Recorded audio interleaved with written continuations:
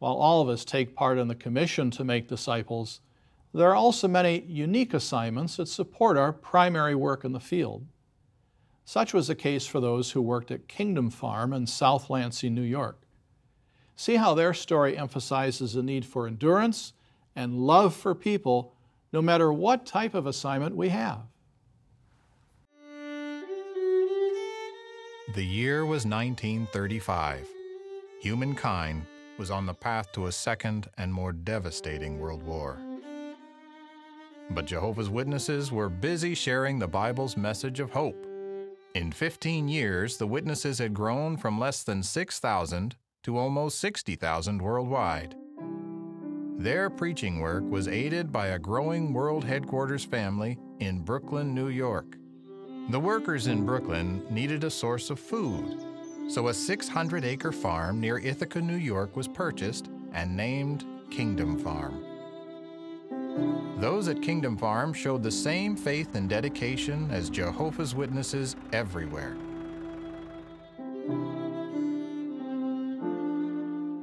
David Abule arrived at the property on January 1, 1935. The barn was burned out. Only a few horses had survived. And that spring, the land flooded. Undeterred, David and those that joined him rebuilt the barn. They replanted the crops and began constructing other needed buildings.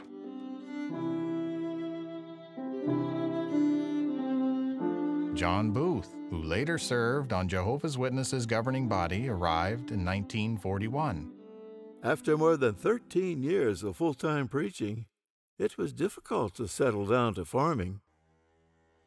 Settling down meant farming by day and study by night at Cornell University's library.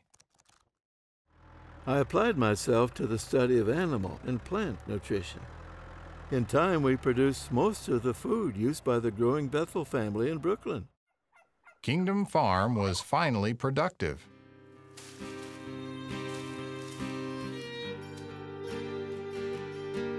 But there were other challenges to face.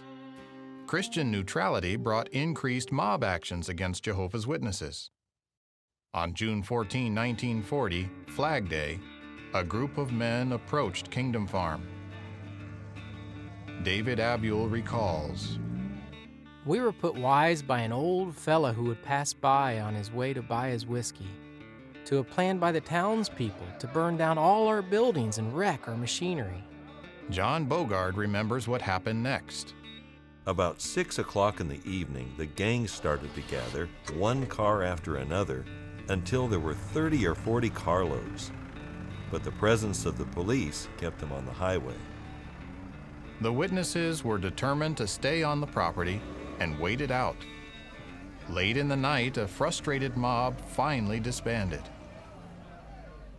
After that night, the Witnesses continued to reach out to their neighbors through their ministry and caring spirit.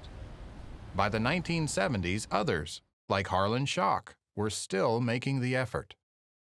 I learned that a man that was involved in a mob action in 1940 later became a witness. That inspired me to get to know the neighbors better and to offer other farmers help whenever there was a need. Of course, they offered the same kindnesses later on. That made me feel good. By 1974, primary farm operations had moved to Wallkill, New York, as did many of Kingdom Farm's longtime workers. They took their cherished memories with them. They left behind a history of faith and dedication.